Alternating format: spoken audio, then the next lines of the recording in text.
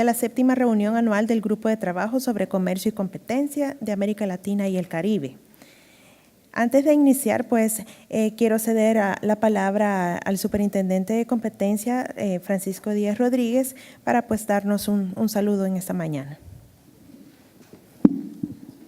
Gracias, y solamente para eso, efectivamente, para decirles buenos días. Esperamos que hayan tenido una buena cena anoche con el espectáculo y el conocimiento del museo.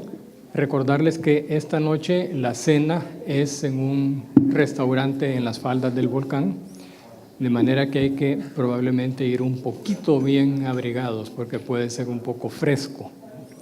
Y además quiero aprovechar el momento, sin quitarles mucho tiempo, para, ya lo encontraron ustedes en sus respectivos asientos, entregarles este librito Revelando una década de Derecho de Competencia. Aquí tienen ustedes un resumen de los primeros 10 años de la superintendencia. Ahora son 11 ya los que tenemos, ¿no? Pero a la fecha que describe son los primeros 10 años de vida de la super, incluyendo las dificultades, la tardanza que hubo para que finalmente lograse aprobarse una ley de competencia. De manera que, con mucho aprecio para ustedes, ahí tienen la historia de la institución. Gracias, Carlita. Licenciado, bueno, empezamos la agenda prevista para esta mañana y pues iniciaremos con la presentación de un reciente estudio elaborado por UNCTAD sobre el tratamiento de las barreras no arancelarias y su impacto en la competencia en Latinoamérica, que considera pues las conductas de los agentes económicos desde la perspectiva de los diferentes marcos legislativos en la región. La presentación estará a cargo del señor Fernando Furlan, quien es miembro del Grupo Asesor de Expertos. Lo acompaña ya en la mesa principal el señor Juan Luis Crucilegui, jefe de Políticas de Competencia y Protección al Consumidor. Iniciaremos con esta presentación, posteriormente entraremos a la exposición de los otros panelistas que están previstos en esta quinta sesión que se denomina Tratamiento de las barreras no arancelarias y su impacto en la competencia. Dejo con ustedes al señor Furlan. Sí, buenos días a todos. Bien, retomamos la sesión del grupo de trabajo abordando un tema de indudable interés para todos, tanto para autoridades de comercio como para autoridades de competencia, que es el relativo a las barreras no arancelarias y su impacto en la competencia. Como ya vimos ayer, al menos en el ámbito de la economía digital, los Estados tienen que regular determinadas cuestiones para proteger determinados intereses relacionados con la seguridad, la salud, la protección del consumidor, la protección de las transacciones comerciales, etcétera, etcétera. En esta labor que corresponde a los gobiernos, muchas veces se establecen barreras o medidas que constituyen barreras que muchas veces no son necesarias para alcanzar los objetivos que se persiguen, ¿no? Que van más allá de lo necesario y que son desproporcionadas. En estos casos, obviamente, los efectos en el comercio son negativos y en la competencia también, lo cual desvirtúa un poco el principio de la libre competencia que normalmente hay que defender y que es labor de las autoridades de competencia. En esta sesión, en la que nos encontramos tanto con autoridades de comercio que tienen una labor muy concreta, como los de competencia, que también tienen otra labor muy concreta, queremos ver de qué manera puede haber una interacción entre ambas autoridades a efectos no de desregular los mercados, porque tampoco ese es el objeto, sino de regular mejor los mercados a efectos de que la competencia no se vea excesivamente restringida en base no ya a la actuación de las empresas, sino en base a la actuación de las administraciones públicas.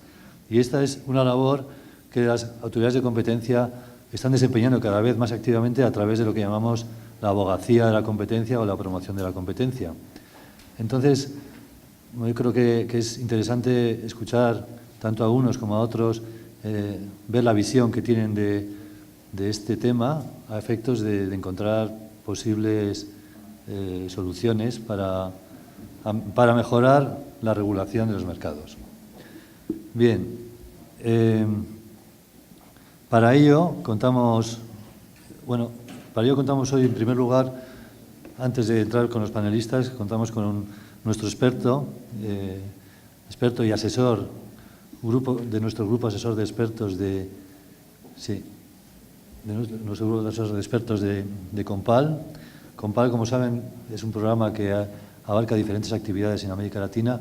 Y antes de presentarle a Fernando, sí que voy a pedir que se proyecte un vídeo que recientemente hemos elaborado para explicarles, o para que puedan ver ustedes, cuál es el alcance de este programa COMPAL durante los 13 años que está en funcionamiento.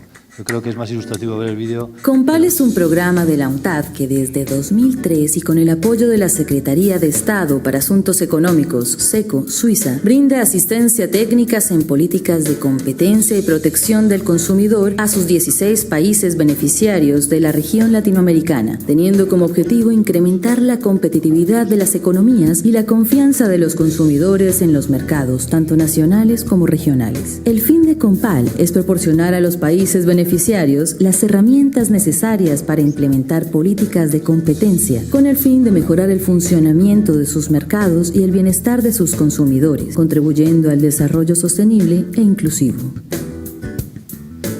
¿Por qué es importante promover la competencia y la protección del consumidor en América Latina?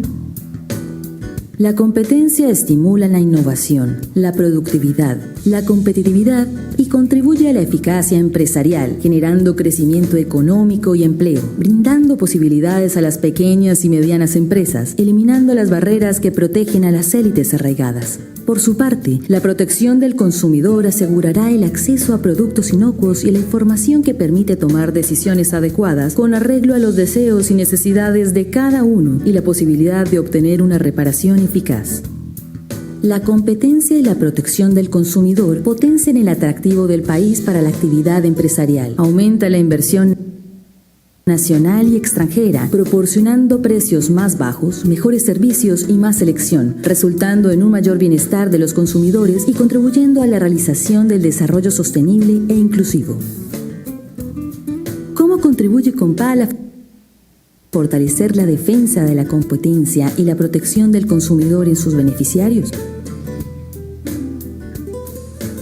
Principalmente ha sido el compartir las experiencias con otros países, que esto ha generado un fortalecimiento que nos ha ayudado a garantizar la protección de los derechos de los consumidores en el país, principalmente porque contamos con equipos especializados, capacitados, gente empoderada, procesos claros, establecidos, herramientas prácticas. Esto lo hemos logrado realmente por la cooperación, por la asistencia técnica que hemos logrado a través de COMPAL.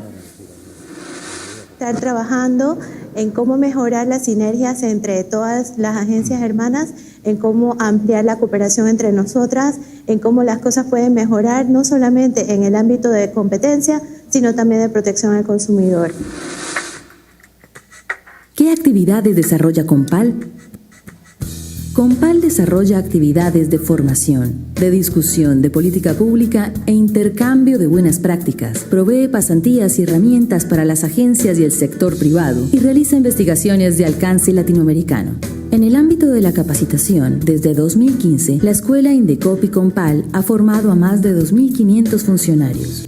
El 100% de los participantes incrementó significativamente sus conocimientos técnicos y las agencias mejoraron en un 60% sus capacidades operativas en los temas tratados.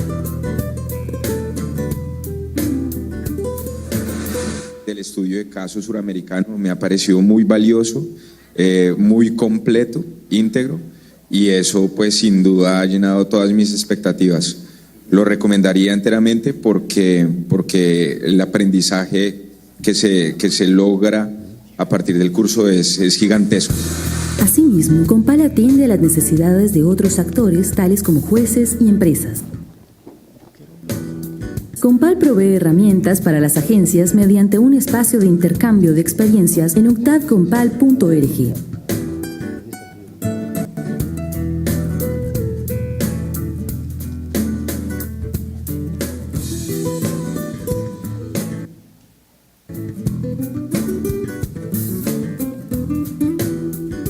organiza foros de discusión de política pública e intercambio de mejores prácticas tales como el Foro Compal de Protección del Consumidor, el Taller de Competencia y Protección del Consumidor y el Grupo de Trabajo sobre Comercio y Competencia para América Latina y el Caribe.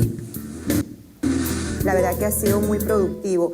Espero llevar pues a mi país, a mis compañeros, toda la experiencia que he podido adquirir aquí y transmitirlos, ¿no? No solamente para tener una mejor forma de trabajar, sino para corregir en algún momento situaciones que hemos estado haciendo de alguna manera a lo mejor no tan eficiente, pero que definitivamente van a colaborar para que nosotros tengamos un mejor resultado en nuestros trabajos. ¿Qué opinan las agencias beneficiarias del programa Compal? Una institución como Compal viniera a orientar el seguimiento de esas discusiones hasta que culminó finalmente en el año 2013 con la sanción de la ley. We're grateful and honored to be part of Compal family, the international family that drives us to share and cooperate for the same effort, to improve the quality of life of consumers in open markets. Thank you. Hoy existen 16 países y 31 agencias con leyes de competencia y protección del consumidor unidas por más de 32 acuerdos de cooperación.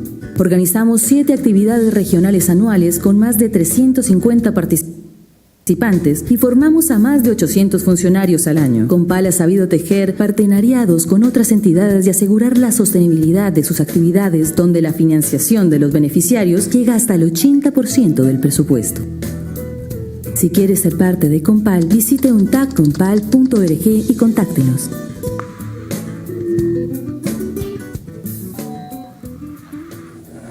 Compal, mejorando la competitividad, maximizando el bienestar.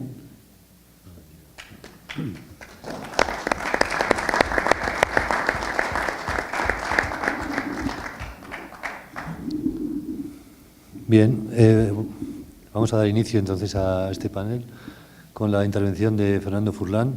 Fernando Furlán es doctor en Derecho y ha ocupado diversos cargos de alta responsabilidad en su país, en Brasil. Ha sido, entre otros, ha sido presidente de CADE, ha sido viceministro de Comercio, trabaja habitualmente también como profesor universitario y actualmente realiza fundamentalmente labores de consultoría y también trabaja para la Corte Suprema de Brasil en temas relacionados con la competencia. En fin, es un currículum muy amplio, tiene publicaciones, etcétera. Vamos a darle la palabra a Fernando, que nos va a contar un poco el contenido del informe que ha sido elaborado para esta mesa, para este grupo de trabajo, a efectos de tener ya un marco del que después podamos sacar consecuencias tanto por parte de los panelistas como del resto del público. Adelante, Fernando. Buen día a todos. Yo quería primero me disculpar por mi español o portuñol. Quería saludar a Francisco Díaz por nos recibir aquí en su casa con este programa interesante que tenemos adelante. Y a Juan Luis Crucelegui, que representa UNCTAD. Yo en 2009, si no estoy equivocado, fue escogido como presidente de este grupo. Entonces es para mí un honor, un placer estar aquí de vuelta, ahora no más como miembro del grupo, pero como un consultor. Y dentro de este tema, como dice Juan Luis, creo que puedo traer alguna experiencia como miembro del Ministerio de Industria y Comercio de Brasil y también como miembro de la Autoridad de Competencia. La UNCTAD considera las medidas no arancelarias más comunes y también más restrictivas las medidas sanitarias y fitosanitarias dentro de las medidas técnicas, así también como las barreras técnicas al comercio. Además, como no técnicas, las licencias no automáticas, las cuotas y medidas de control de calidad, de cantidad. Y también medidas de control de precios, incluyendo cargos adicionales. Estas son las más comunes y más restrictivas según la UNCTAD, pero que hay muchos otros tipos de medidas no arancelarias.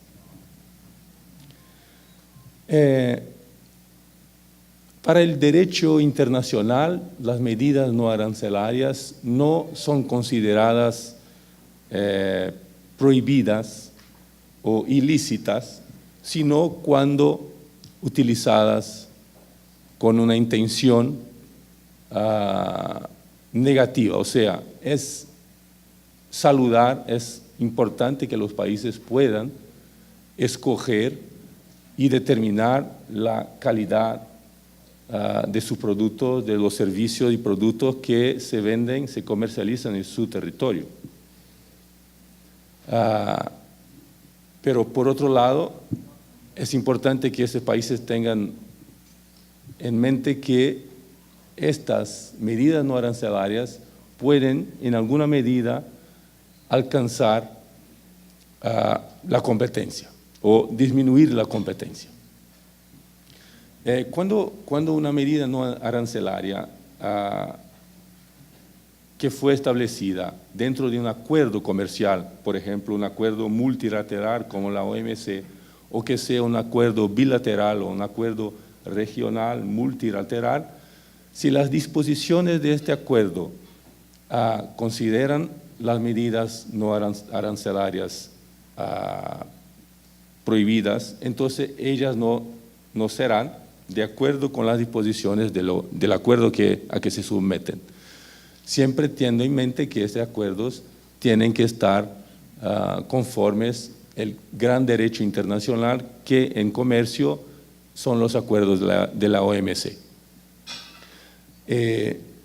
Ahí en la OMC hay básicamente 3 acuerdos específicos, que son el acuerdo sobre obstáculos técnicos o barreras técnicas al comercio, el acuerdo sobre la aplicación de medidas sanitarias,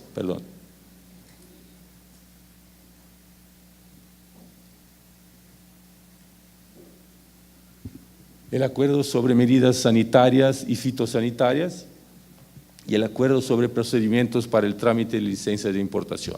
Esos son los 3 principales acuerdos de OMC tratando de medidas no arancelarias. En todo este acuerdo, como ocurre en todos los acuerdos de la OMC, sus disposiciones están bajo los principios del tratamiento nacional y de la nación más favorecida. O sea, cualquier beneficio o prohibición que se presente a una empresa nacional, hay que extender este beneficio o prohibición a las empresas extranjeras y además a los productos importados. Y el principio de la nación más favorecida es que cualquier beneficio que sea dado a una parte de un acuerdo comercial hay que ser dada a cualquier otra parte de este mismo acuerdo. Esto entonces vale también para las medidas no arancelarias. El importante para hacer una gestión profesional, completa, responsable de las medidas no arancelarias bajo acuerdos comerciales es que estos acuerdos, que las disposiciones de estos acuerdos sean basadas en normas y recomendaciones internacionales y estándares científicos reconocidos. Eso va a dar la transparencia, la previsibilidad que es importante para cualquier inversión, sea extranjera o doméstica, y que pueda tener algún problema con estándares o problemas de conformidad, por ejemplo. Es, como dice en el principio, es natural, es legítimo que los países impongan estándares para los productos, los servicios que sean comercializados en su territorio. Eso teniendo en mente cuestiones de protección de la salud humana o animal y también cuestiones de protección del medio ambiente. El importante, además de estar envasados, las medidas no arancelarias, estar envasadas en criterios reconocidos internacionalmente y estándares científicos, es que los criterios utilizados para tanto sean criterios objetivos y razonables. Esas son expresiones que son muy utilizadas en todos los acuerdos de la OMC. Hay, además de los acuerdos cuyas disposiciones son como direcciones para la actuación de los países miembros de la OMC o otros países que quieran adoptar estas direcciones como ejemplo, los acuerdos crean y prevén el funcionamiento de los comités. El comité de obstáculos técnicos al comercio, el comité de medidas sanitarias y fitosanitarias y el comité de procedimientos de licencia de importación. Estos 3 comités son el corazón de los acuerdos de la OMC sobre estas medidas no arancelarias. ¿Por qué? Porque estos comités funcionan frecuentemente, se reúnen frecuentemente o por pedido de algún miembro que quiera hacer una consulta a otro miembro o porque hay una revisión periódica de las políticas comerciales, las Trade Policy Reviews, o por las reuniones frecuentes y ordinarias de los comités. Entonces, el trabajo de los comités es el corazón de los tratados de la OMC sobre este tema. Funcionan como foros de armonización y de consultas. Además, podemos también traer como un ejemplo que está un poco fuera de las medidas no arancelarias, más que es un ejemplo de alcance de objetivos conjuntos de los miembros de la OMC, que es el acuerdo de facilitación del comercio, que fue adoptado no hace mucho tiempo y que ahora los países están desarrollando los instrumentos, las herramientas para hacer factible y posible este acuerdo. Por ejemplo, disminuyendo el tiempo, los trámites, la burocracia para importación, exportación. Entonces, hay sí un efecto también para las medidas no arancelarias. Uno de los principales objetivos del informe y de la encomienda de la UNCTAD y de CELA fue estudiar si las medidas no arancelarias eran o no eran anticompetitivas. No es una respuesta fácil,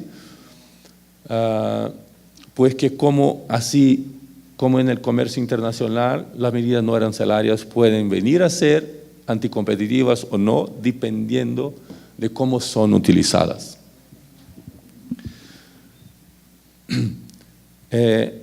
Las medidas no arancelarias, por ejemplo, las barreras técnicas, es muy común, y esto puedo decir de la experiencia de viceministro de Comercio e Industria en Brasil.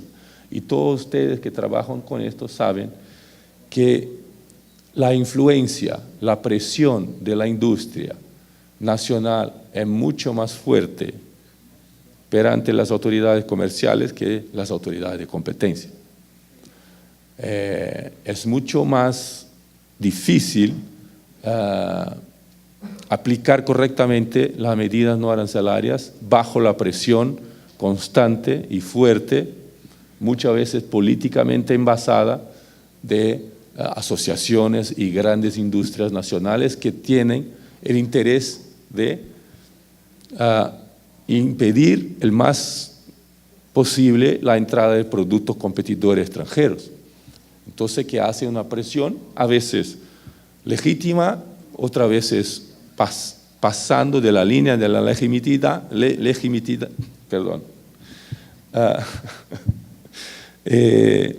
y haciendo presión ilegítima perante las autoridades nacionales. Por ejemplo, una empresa, es muy común, una empresa dominante con 70, 80% de un mercado que no quiera perder su poder de mercado, su posición de dominio en relación a productos importados. Entonces es un comportamiento muy frecuente de querer abusar de su poder de mercado por medio de la presión que puede ejercer sobre las autoridades comerciales para aprobar medidas, obstáculos técnicos que a veces son demasiadamente o exageradamente judiciosos. O otras veces empresas que se coordinan para hacer conjuntamente presión sobre las autoridades de comercio o las autoridades de conformidad, las autoridades de reglamentos técnicos en su país para forzar o disminuir al máximo la entrada de productos competidores del exterior.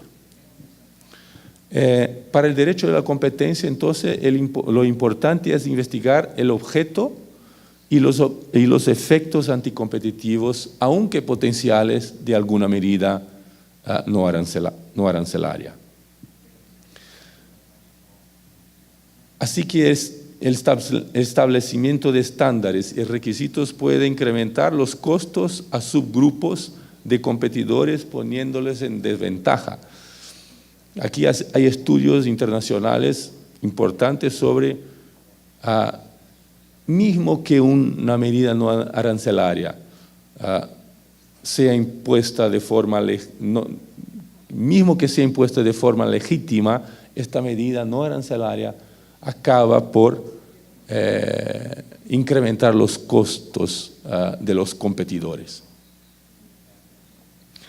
Aquí tenemos, y vamos a hablar en las breakout sessions después más detalladamente, un ejemplo de un caso en Brasil, que fue el caso en que la ABRIFA, la Asociación Brasileña de Representantes Importadores de Productos de Acero, ha hecho una representación contra el IABR, que es el Instituto Acero Brasil, que reúne las más grandes industrias productoras de acero en Brasil. Entonces, un grupo que tiene una expresión económica muy fuerte. Por el otro lado, ABRIFA representa básicamente los importadores y distribuidores de productos competidores de acero. Ahí, este Instituto Acero Brasil ha juiciado 30 acciones judiciales contestando la calidad del producto importado competidor. Ahí que el CADE el año pasado ha empezado una investigación, se cerró el caso por medio de un acuerdo donde el Instituto Acero Brasil ha retirado las 30 acciones judiciales y ha pagado una contribución al Fondo de Derechos Difusos. Este fue el segundo caso, si no estoy equivocado, de sham litigation en Brasil, o sea, el abuso del derecho de petición. El desafío actual es viabilizar la competencia de la utilización de criterios y estándares internacionales reconocidos con la posibilidad de acceder a productos y servicios importados. Entonces, es importante, es saludable o saludar para una economía que tenga la disciplina de las importaciones. Por otro lado, es también saludar, importante, legítimo que esta economía pueda crear estándares de calidad para sus productos y servicios. Hay un otro caso en Brasil Y esto no es solo porque quiero traer casos de Brasil, porque realmente es difícil encontrar casos que involucren estos dos puntos entre comercio y competencia. El otro caso de Brasil que empezó en el año de 2011 fue el caso de los cronotacógrafos. Cronotacógrafos son estos equipos que van en la rueda de los camiones y ómnibus para medir la velocidad. Ahí tenía una empresa dominante, era una multinacional, que tenía 85% del mercado.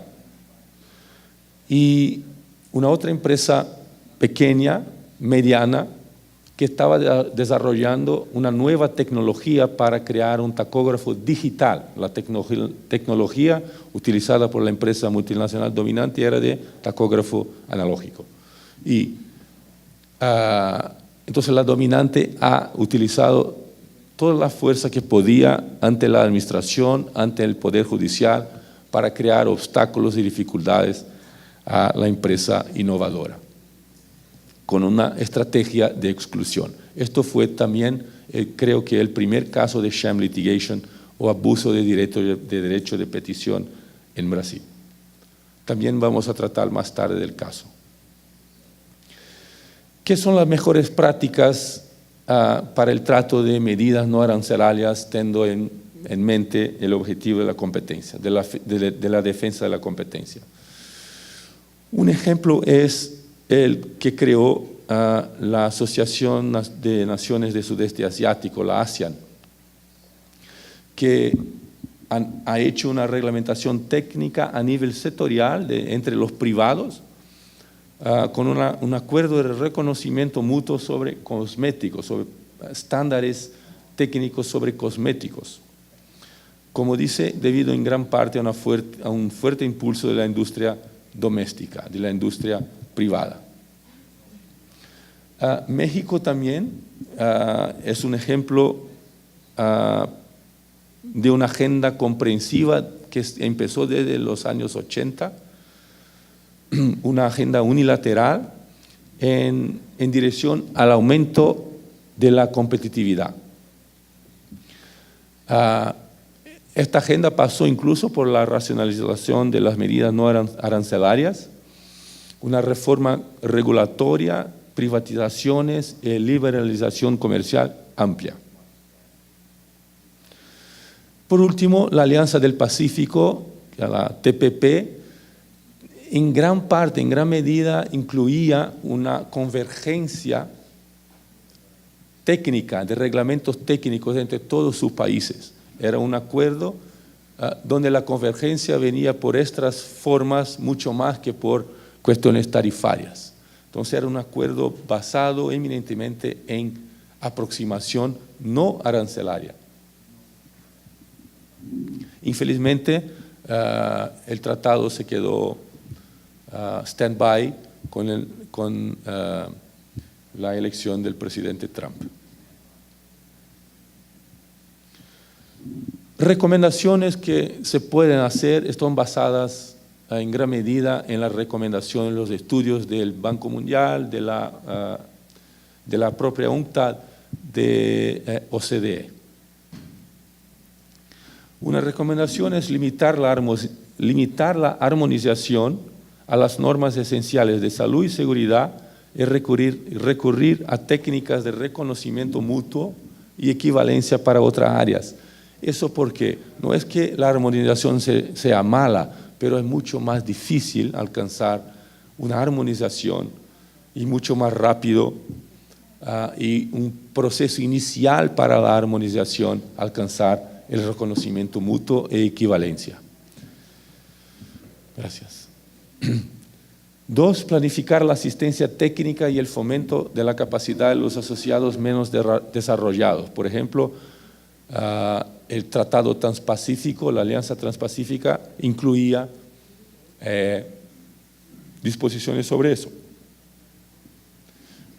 Los países más desarrollados de un acuerdo comercial de este tipo tienen la responsabilidad de capacitar, ayudar a capacitar a los menos desarrollados para que el acuerdo pueda ser implementado. Transparencia y consultas frecuentes son indispensables. El ejemplo son los comités técnicos de la OMC. Así que cualquier acuerdo regional de comercio tendría que tener también algún dispositivo de consultas y transparencia. Una experiencia muy bien sucedida, ¿se dice sucedida? En muchos países fue la creación del centro de información o puntos focales, donde se crea una red de información que permite a todos conocer de antemano las propuestas de reglamentos técnicos y procedimientos de evaluación de la conformidad, notificado a la OMC u otros tipos de acuerdos comerciales. Entonces, muchos países tienen estos centros de información y tanto los productores domésticos que buscan acceder al mercado externo tienen informaciones de cuáles son las medidas no arancelarias en el país donde pretenden exportar, así como los que quieren exportar a este mercado pueden también buscar informaciones ahí. Ahí en Brasil, por ejemplo, este punto focal es el INMetro, el Instituto Nacional de Metrología, ahora cambió de nombre, ¿no? Metrología, calidad industrial, cambió de nombre. Otra recomendación es que la ICN, la International Competition Network, y en particular su grupo de trabajo sobre abogacía de la competencia, por medio de una convergencia suave, podría ser un vehículo a corto plazo para empezar a resaltar la importancia de la correcta utilización de las medidas no arancelarias.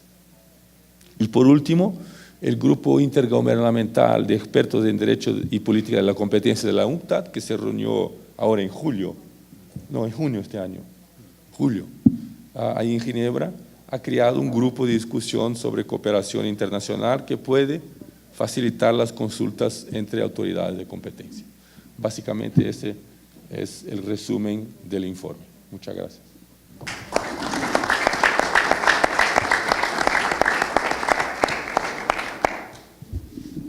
Bien, muchas gracias, Fernando.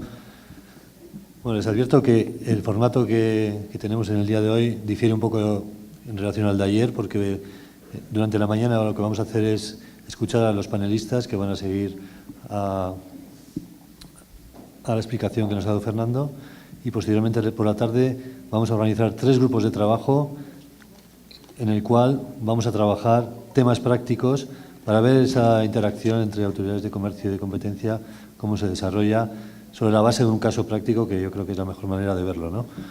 Entonces, bien, vamos a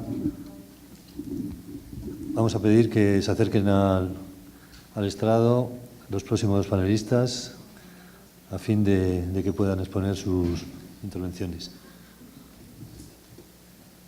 Aquí. Okay.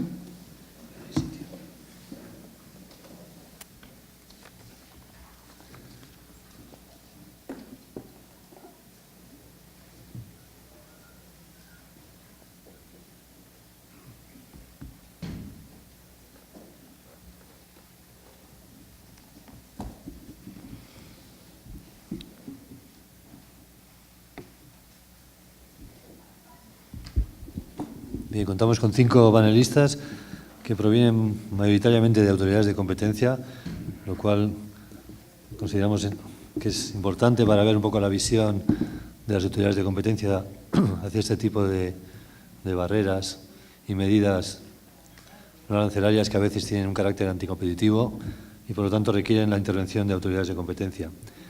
Pero en primer lugar vamos a escuchar a Christian Nebel.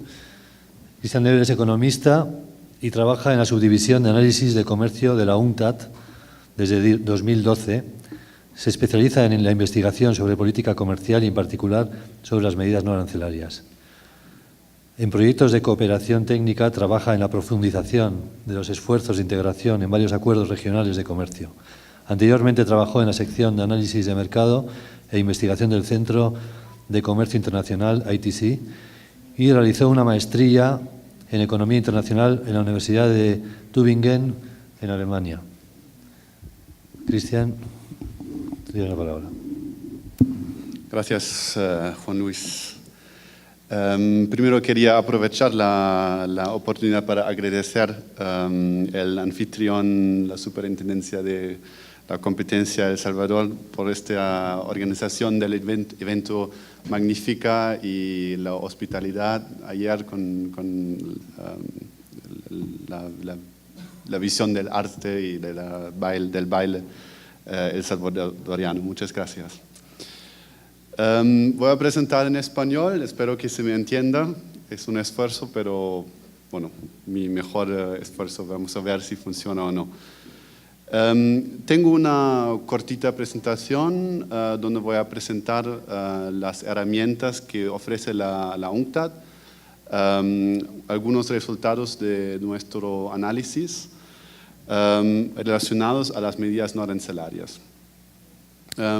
Yo trabajo en la sección que se ocupa del análisis de política comercial, y es decir que son otra sección, otra especialidad de trabajo, pero cooperamos en esta instancia donde es muy importante ver las dos perspectivas. Aquí cambio.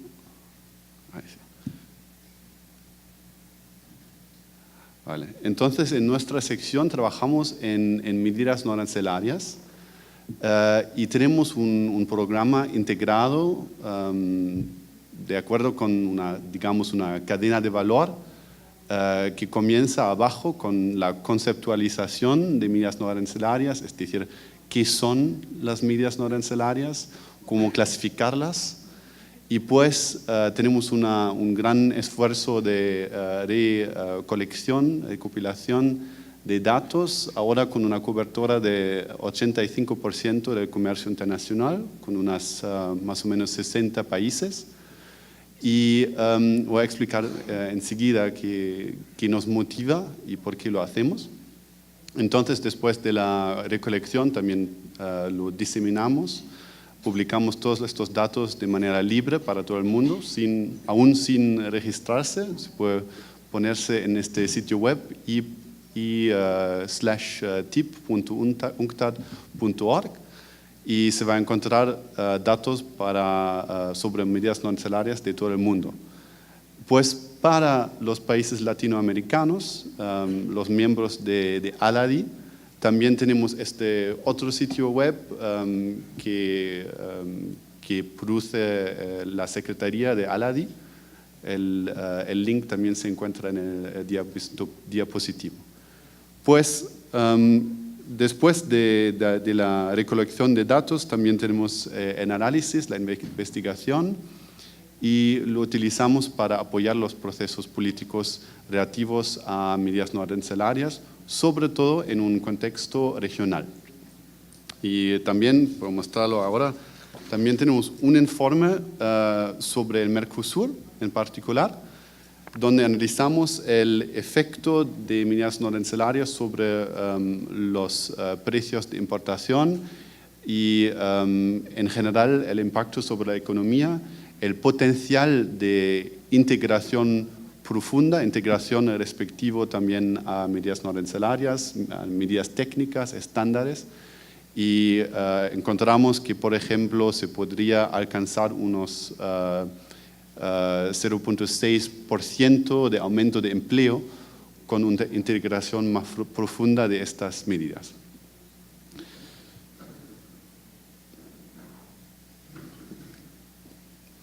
Pero voy a concentrarme primero en la parte de recolección de datos y de diseminación.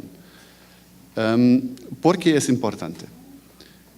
La realidad es que la falta actual de transparencia sobre medidas no arancelarias, sobre todo respecto a las medidas sanitarias, fitosanitarias y técnicas, los estándares, por ejemplo, mandatorios, resulta en un costo adicional para las empresas en el comercio y esto en sí mismo es una barrera. Es decir, que si trabajamos en aumentar la transparencia, podemos facilitar el comercio. Y pues también, cierto, lo utilizamos para la investigación. Pero ¿qué hacemos exactamente? La realidad es que un equipo global está leyendo miles, cientos de miles de páginas de reglamentos en países. Por ejemplo, solo en los Estados Unidos habíamos mirado más rápido o en más detalle unos 600 miles de páginas de reglamentos y encontremos creo que fueron 6.500 medidas no arancelarias sobre todos los productos. Y tenemos este tipo de datos en 60 países. Y se puede accederlo todo gratuitamente en este sitio web.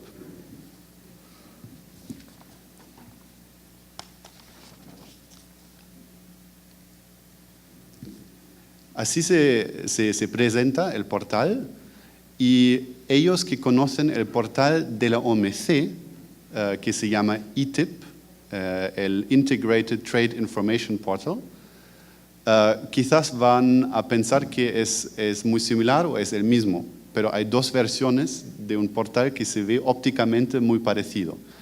Hay el portal de la OMC, que se llama ITIP, donde se encuentran la información sobre las notificaciones oficiales de los países miembros de la OMC.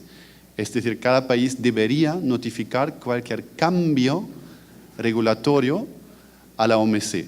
Pero la realidad es que en muchos casos no lo hacen o lo hacen insuficientemente con importantes omisiones.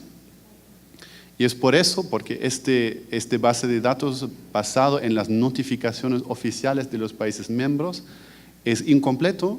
Nosotros hacemos este esfuerzo de leer en el país todos los reglamentos que existan. En la región ALADI, en Latinoamérica, trabajamos con la Secretaría de ALADI y allá hay un pequeño equipo que cada día mira todas las gacetas oficiales, los jornales oficiales de todos los países en el grupo y identifican cualquier nueva medida y lo registran, lo clasifican y lo ponen en la base de datos. Y pues, aunque parece parecido de la manera óptica, este portal que se llama UNCTAD ITIP, y se puede encontrar en este sitio web, se ve similar y quizás para los utilizadores del portal ITIP de la OMC lo encuentran más fácil navegar, pero los datos que se encuentran dentro de este portal es muy diferente. Es una base completa de todas las medidas que existan en estos países. Para la región de CELA tenemos casi todos los países con unas excepciones, los que no son miembros de ALADI. Y esto sería un ejemplo, por ejemplo, en esta búsqueda rápida, Quick Search, se puede poner el país importador, en este caso puede ser Argentina, el país exportador, en este caso Brasil, y hemos seleccionado un producto de carne bovina. Y si clica búsqueda, se encuentra con esta primera visión de los resultados, que por ejemplo muestra que tenemos 13 diferentes medidas sanitarias fitosanitarias para carnes. Y también existen otras medidas como control de precios, control de cantidad y otras medidas técnicas. Se puede también ver los detalles y aquí tenemos un ejemplo que da toda la información respecto a de qué se trata. Por ejemplo, la segunda línea, un requisito de registro de importadores y exportadores para todos los animales, vegetales Y esta regulación se encuentra en la resolución número 492 de 2001 y tenemos el organismo nacional que está responsable. Entonces aquí se puede buscar para cualquier producto y para 60 países este tipo de información.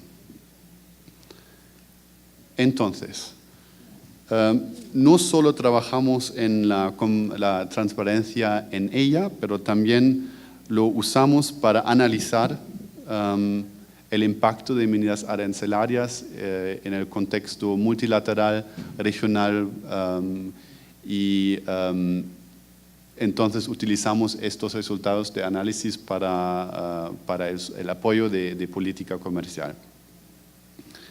Un primer resultado que puedo mostrarles es este gráfico que muestra el promedio de aumentos de precios de importación a causa de diferentes tipos de medidas no arancelarias. Es decir, a causa de medidas sanitarias y fitosanitarias, en el sector de animales y carnes se aumenta el precio de importación por unos 14%, entonces unos 4% adicionales a base de medidas técnicas al comercio y unos, digamos, 7-8% a base de otras barreras. Esto son los aumentos de precios de importación, pero evidentemente también esto se traduce en incrementos de precios del consumidor en el país. Y también puede tener consecuencias anticompetitivas. Y respecto al efecto anticompetitivo hay que mirar con una distinción. Las otras barreras en color rojo son barreras que por definición son medidas discriminatorias. Es decir, que solo se aplican a las importaciones y no se aplican a los productores nacionales. Y por eso, efectivamente, siempre tienen efectos anticompetitivos si consideramos también el impacto, el impacto competitivo de empresas extranjeras, que en este caso se reduce. Respecto a las medidas sanitarias, fitosanitarias y obstáculos técnicos al comercio, hay que verlo un poco más diferenciado. Porque este costo tiene varios componentes. Un componente es un efecto necesario, digamos, de cumplimiento con las medidas que son necesarias para asegurar la salud pública, la salud de animales y plantas o para la protección del medio ambiente. Es decir, que hay un costo que no se puede evitar, que es necesario. Pero también hay costos procedurales que se podría reducir, facilitación de comercio, proceduras administrativas, etc. Y otro componente que según nuestras estimaciones, también en este informe sobre Mercosur, pero también a nivel global, otro componente que constituye 30% de este costo es la divergencia de medidas técnicas a través de los diferentes países. Es decir, que si en cada país tenemos otra medida, un exportador debe ajustar para cada mercado su producto y esto aumenta el precio de los productos. Si todos los países utilizarían el mismo estándar, el mismo reglamento técnico como un estándar internacional, se podría reducir los costos de medidas técnicas unos 30%. Y esto es muy significativo. Entonces voy a continuar con las conclusiones que también constituyen un poco un resumen. Es decir, que hay diferentes tipos de medidas no arancelarias que hay que distinguir.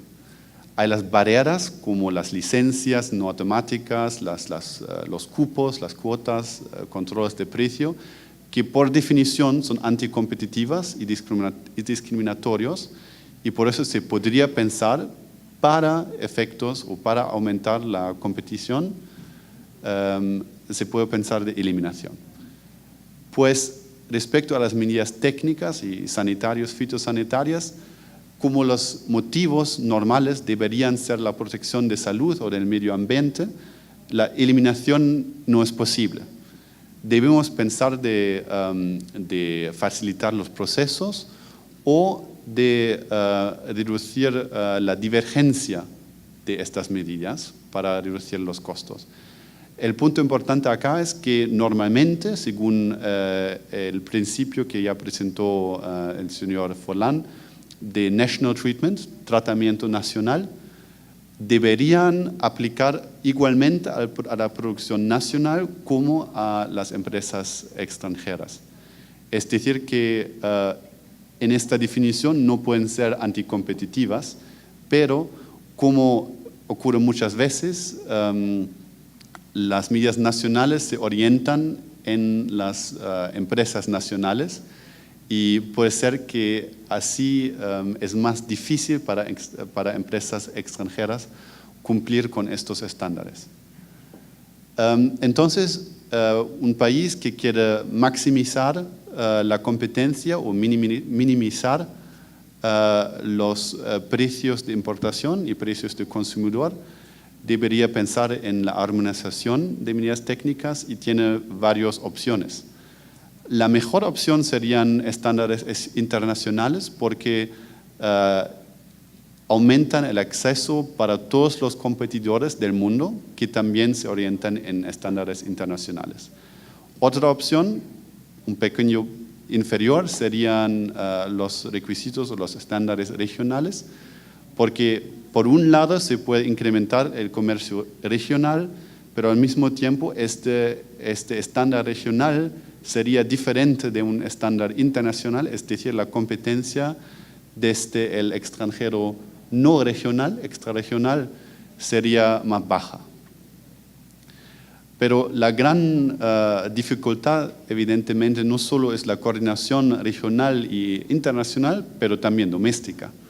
Estamos hablando no de los ministerios de comercio e industria con las autoridades de competencia, pero estamos hablando de medidas a base científica que provienen del Ministerio de Salud y de laboratorios que tienen otra perspectiva que es difícil a comprender para nuestra perspectiva legal o económica.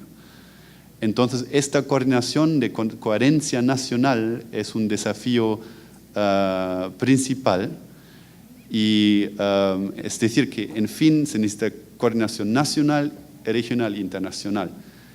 Y este desafío es un gran desafío, es difícil, pero puede resultar en la reducción de precios del consumidor bastante significativos. Muchas gracias.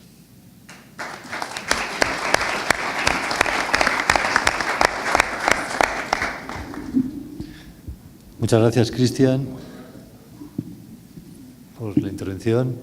La verdad es que interesante conocer esta base de datos actualizada tan importante que puede dar mucha información a autoridades de competencia en relación a las medidas técnicas más numerosas en la región, por ejemplo, la región centroamericana o sudamericana, y que puede dar lugar a que las autoridades de competencia puedan intervenir, ¿no?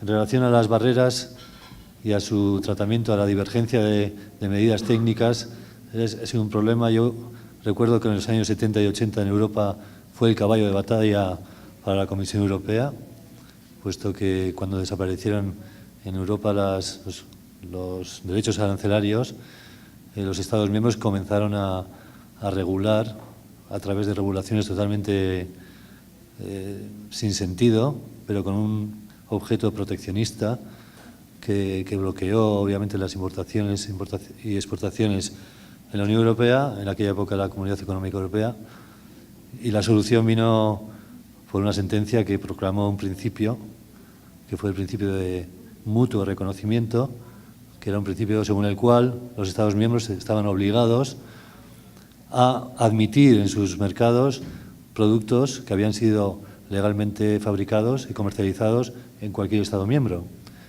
Ese era el principio fundamental y solamente podían oponerse cuando había un motivo de interés general claramente justificado, siempre en relación a la protección de la salud, de la seguridad, del medio ambiente, etcétera, es decir, principios esenciales, pero había que demostrar que efectivamente esos productos que venían de otro país violaban esos principios, lo cual ya ponía en muchas dificultades a los Estados para poder oponerse a las importaciones.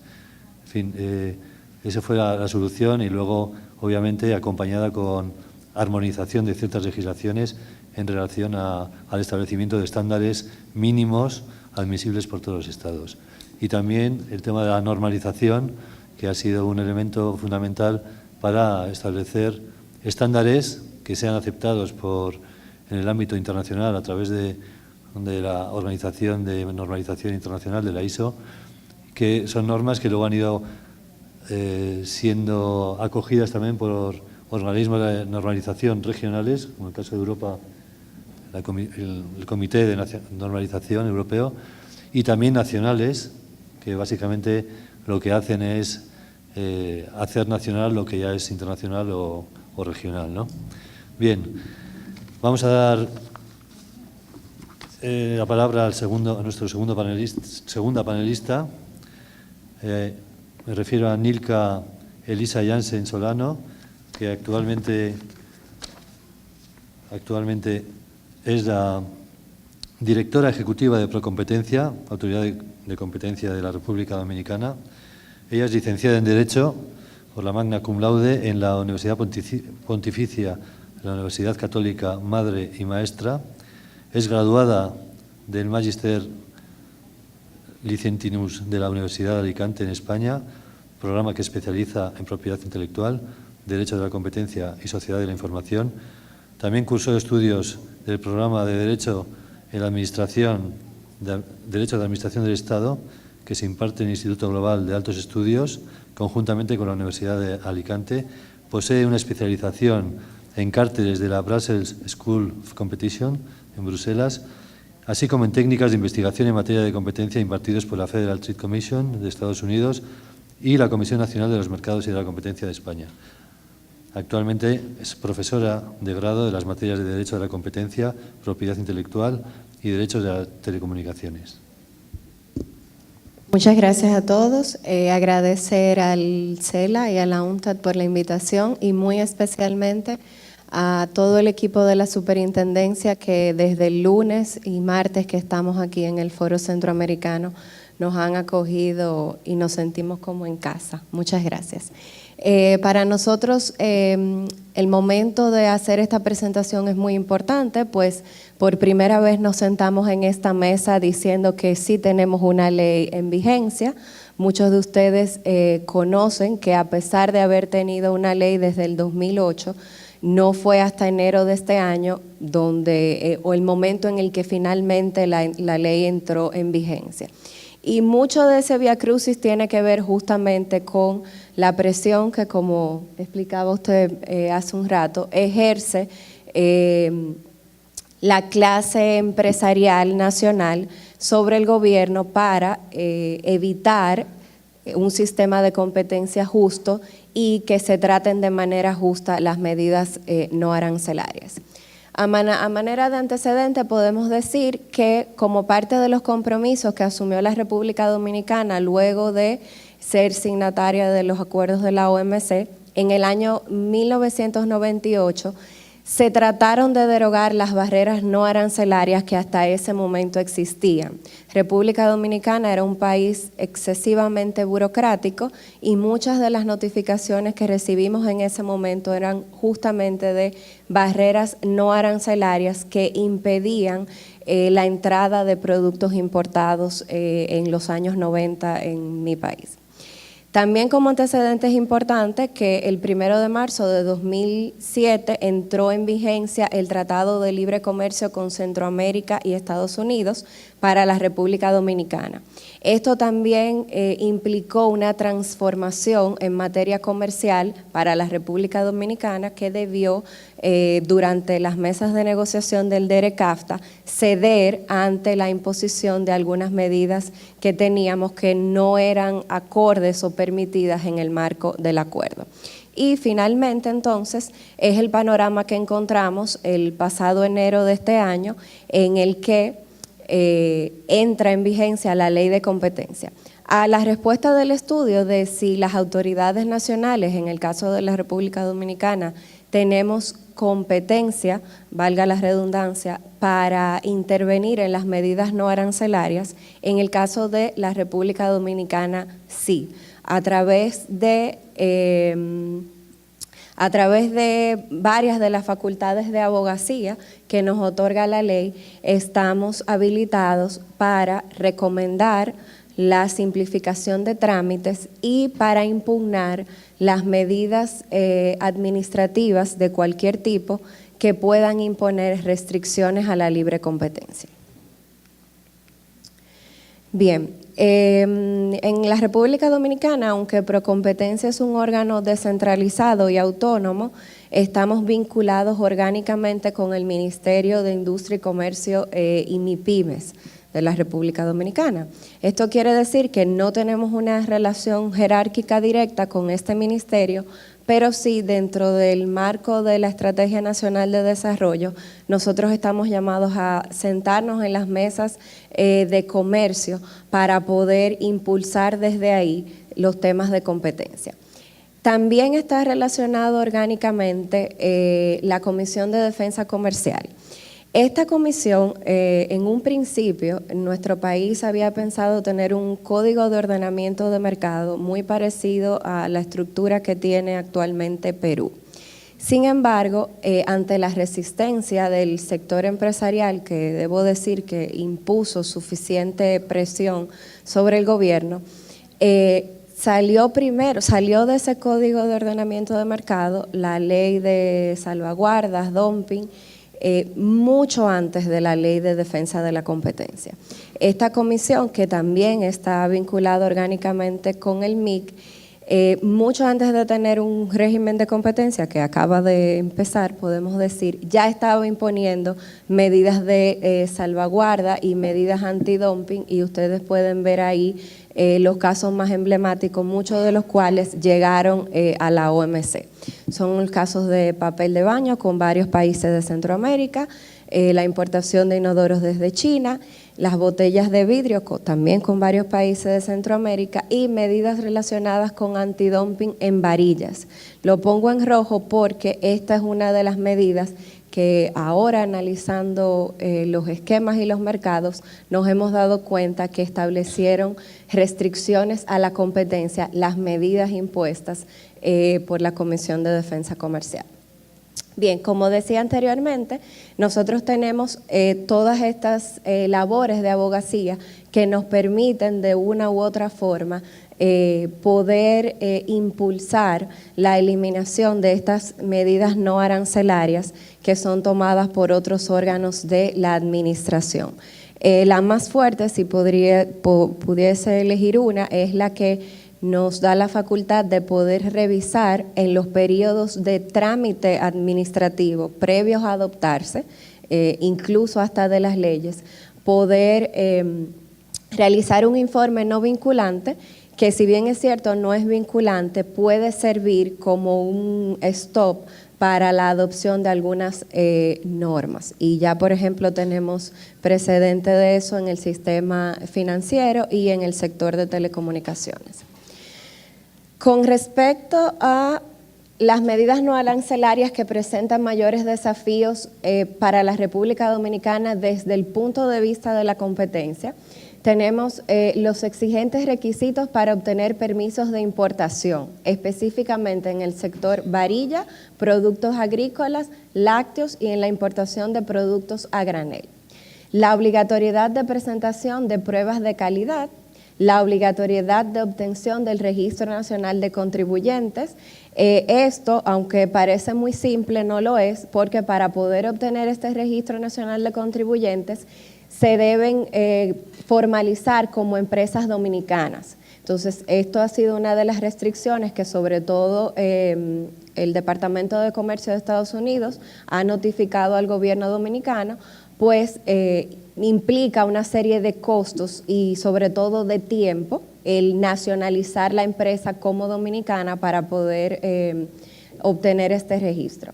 También tenemos el requerimiento de presentación de una fianza de cumplimiento, sobre todo en aduanas, y las exigencias de realizar pruebas de calidad de los productos en laboratorios especializados que en nuestro país el gobierno no tiene, son privados y por ende los estudios son bastante costosos.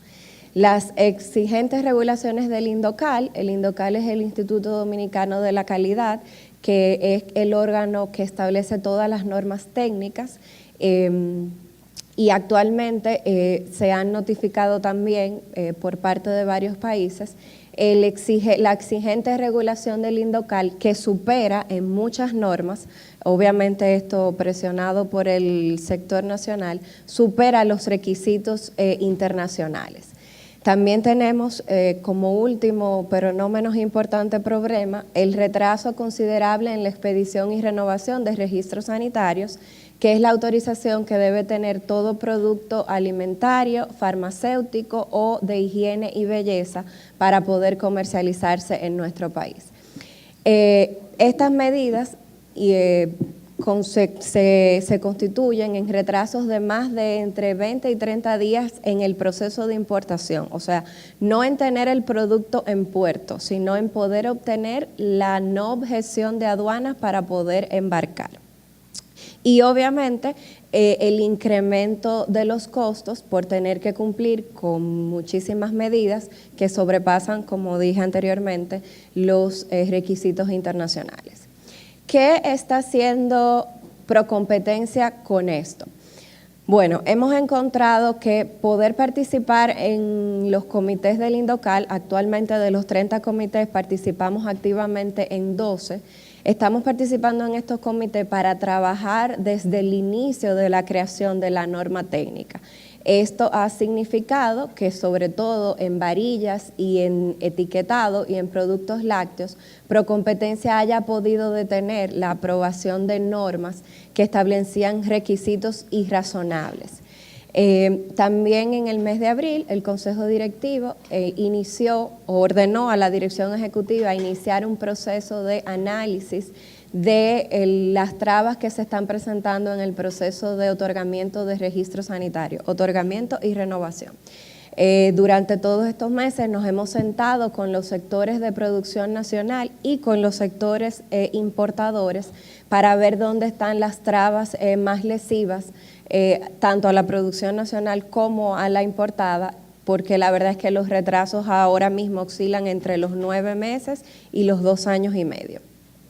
También hemos construido mesas de trabajo con la Dirección General de Aduanas para tratar de mitigar un poco los problemas que tenemos con la importación ya en aduanas y con la Dirección General de Medicamentos, Alimentos y Productos Sanitarios, que de las 23 medidas fitosanitarias que se establecen en el informe, una gran mayoría vienen impuestas por esta dirección o por el Ministerio de Agricultura.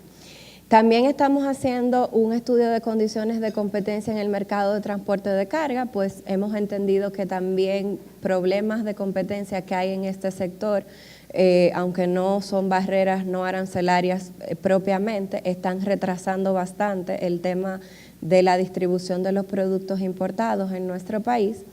Y hemos realizado varios acuerdos interinstitucionales para que el gobierno y las organizaciones administrativas vean en Procompetencia un abogado y un economista consultor a quien pueden consultar para previamente a poder redactar sus normas. Finalmente, también estamos trabajando y de hecho hemos objetado el reglamento de productos a granel importados por entender que también establece trabas restrictivas a la importación de productos que se manejan a granel, no empaquetados, Y bueno, justamente la semana que viene vamos a tener reuniones con estas mesas. ¿Cuáles son los retos de Procompetencia? Pues muchos de los que ya habíamos hablado en el informe y en la presentación de nuestro anterior panelista.